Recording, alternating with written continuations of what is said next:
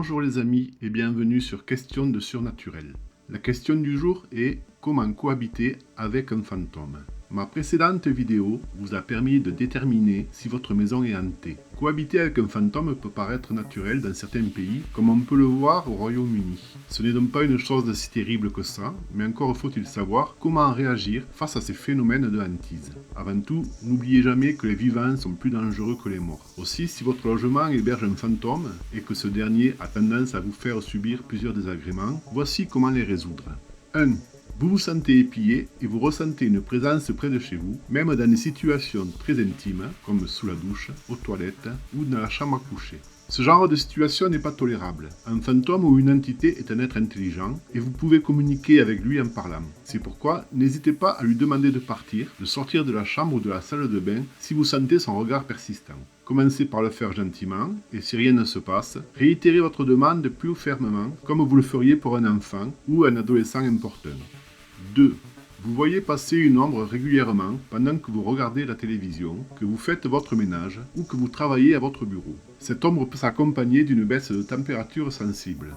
Ne considérez pas cette situation comme mauvaise et surtout n'ayez pas peur. Vous ne risquez rien et personne ne va vous agresser. Ce n'est que votre fantôme qui vient voir ce qui se passe. Vous pouvez l'ignorer tout simplement, ou même, à l'occasion, le saluer d'un petit bonjour. Toutefois, évitez d'entamer un dialogue. Vous devez vous en tenir au strict minimum de politesse. Le but est de ne pas alimenter son énergie par votre peur ou par votre intérêt, voire de la compassion. Vous n'êtes pas Mère Teresa et encore moins un Ghostbuster. Vous aspirez juste à vivre tranquillement chez vous et le moyen le plus simple est d'accorder le moins d'attention possible à votre fantôme. Une fois qu'il aura fini sa balade, il retournera dans sa cachette qui peut être le sous-sol, le grenier et parfois un placard.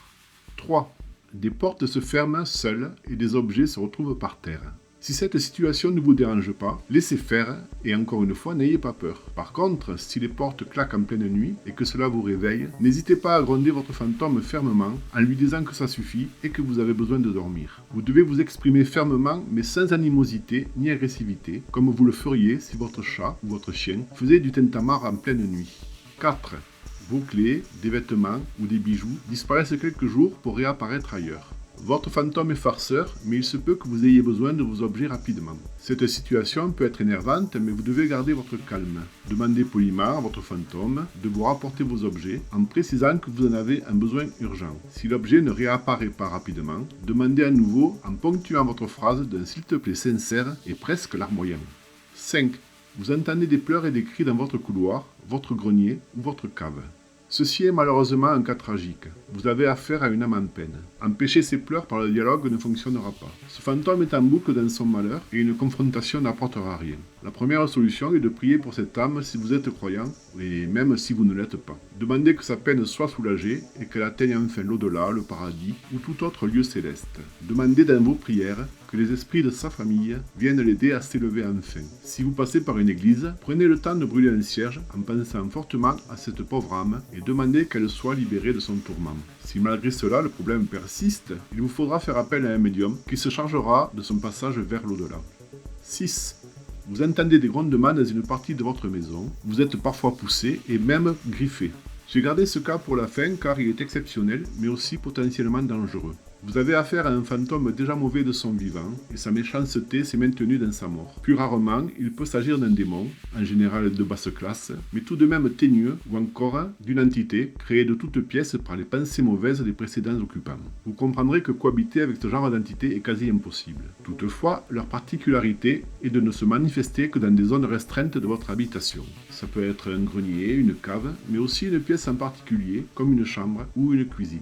Il est évident que vous ne pourrez pas condamner ces pièces car vous avez besoin de tout votre espace de vie. Alors que faire ? La seule solution est de trouver un professionnel sérieux, capable de mettre dehors cette entité, mais aussi de bloquer les entrées de la maison par un rituel magique afin qu'elle ne revienne plus. Évitez ces voyants ou marabouts qui pullulent dans les publicités et fiez-vous au bouche à oreille pour trouver un professionnel sérieux, reconnu et exerçant depuis plusieurs années. Si vous ne trouvez pas, renseignez-vous auprès d'associations de magnétiseurs ou de radiesthésistes. Ce sont des gens sérieux et avec un peu de chance, ils vous orienteront vers les bonnes personnes.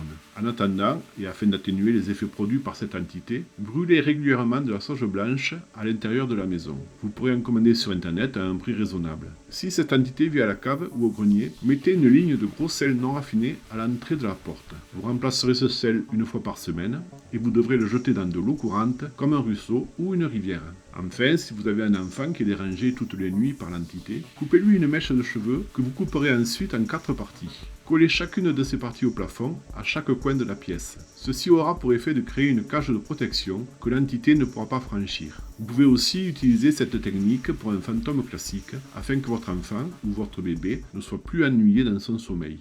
J'arrête là pour aujourd'hui et j'espère que mes conseils vous seront bénéfiques. Et s'il n'y a qu'une chose à retenir, c'est n'ayez pas peur et cohabitez pacifiquement. N'hésitez pas à poser vos questions dans les commentaires, cliquez sur le pouce en l'air si vous avez aimé cette vidéo et je vous dis à bientôt sur Questions de Surnaturel.